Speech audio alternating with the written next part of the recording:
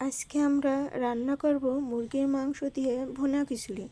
প্রথমে আমরা কড়াইয়ে তেল দিয়ে তেলটা গরম করে নিয়েছি। তেলটা গরম হয়ে আসার পর তাতে আগে থেকে কেটে রাখা পেঁয়াজ দিয়ে ভালোভাবে ভেজে বেরেস্তার মতন করে লালচে ভাব করে নেওয়া হয়েছে। যখন পেঁয়াজটা লাল লাল হয়ে আসছে তখন আগে থেকে মুরগির মাংস ছোট ছোট করে পিস করে রাখা মুরগির মাংসগুলো দিয়ে ভালোভাবে নাড়াচাড়া করতে হবে। নাড়াচাড়া করার পরে এতে একে একে লবণ আর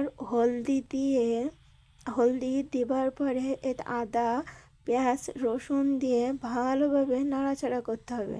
ভালোভাবে নাড়াচাড়া না করলে এতে আদা রসুনের গন্ধটা বার হবে। ভালোভাবে নাড়াচাড়া করার পর হালকা হালকা তেল ছাড়তে শুরু করবে। যখন দেখবেন পুরোপুরিভাবে তেল ছেড়ে দিয়েছে, এবার এতে আগে থেকে বেটে রাখা আদা জিরে ধনে আর কাঁচা লঙ্কা বাটা দিয়ে আবারও ভালোভাবে নাড়াচাড়া করতে হবে। এই তেলে যেন মাংসটা সিদ্ধ হয়ে আসে। যত ভালোভাবে নাড়াচাড়া করবেন তত এই রান্নার স্বাদটা বাড়তে থাকবে। আমি যখন রান্না করছিলাম সত্যি মুরগির মাংসর ঘ্রাণটা অনেক অসাধারণ বার হচ্ছিল।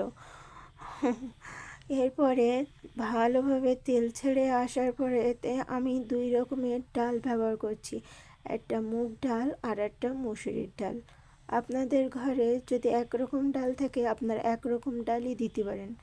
আমার ঘরে 2 রকম ডাল ছিল বলে আমি 2 রকম ডাল দিয়েছি। এবার ডালটা দেওয়ার পরে ভালোভাবে নাড়াচাড়া করে নিতে হবে। নাড়াচাড়া করার পরে এবার আমরা পোলাওয়ের চাল এতে অ্যাড করব। আর একটা কথা, পোলাওয়ের চাল আর 2 রকমের ডাল আমরা রান্না করার 1 ঘন্টা আগে ভিজিয়ে রাখছিলাম। আপনারাও বাড়িতে আগে থেকে ভিজিয়ে রাখবেন। ভিজিয়ে রাখলে রান্নাটা অনেক তাড়াতাড়ি হয়ে যাবে। এবার চালটা আমরা ভালোভাবে আবারও নাড়াচাড়া করতে শুরু করব। এমনভাবে নাড়াচাড়া করতে হবে যেন তলায় না লেগে থাকে।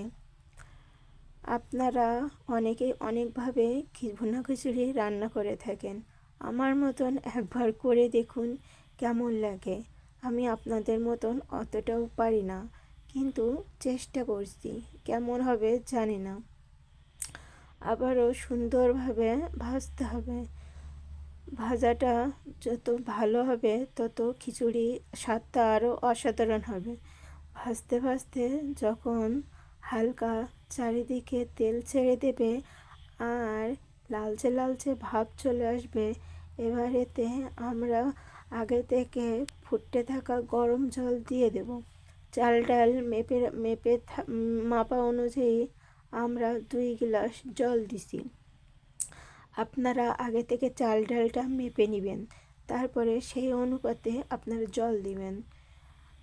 জলটা দেবার পর আবারও ভালোভাবে ঘুটে নিতে হবে। নাড়াচাড়া না করলে এতে তলায় লেগে যেতে পারে। আমি মনে করছি আমার একটু হালকা জলটা কম হয়ে গেছে, তাই আমি আবারও 1 বাটি জল দিয়ে দিছি। জলটা দেওয়ার পরে ভালোভাবে ফুটতে দিছি।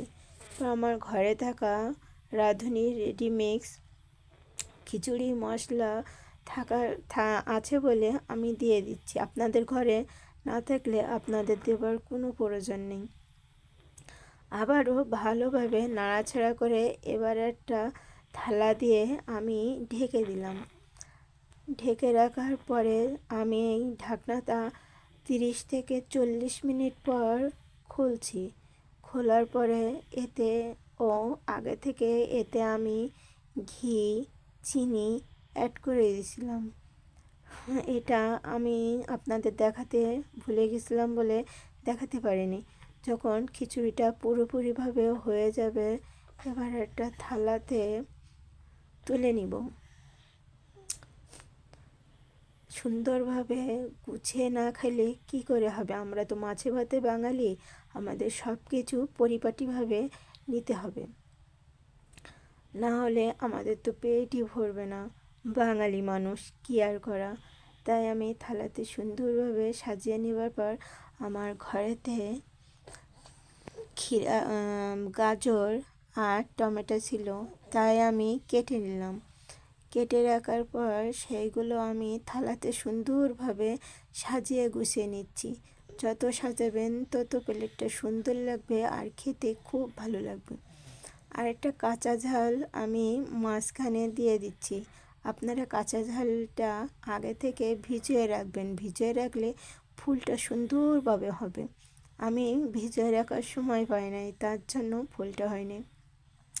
হয়ে গেল আজকের রান্না, মুরগির মাংস দিলে ভুনা খিচুড়ি। আপনারা বাসায় একবার করে খেয়ে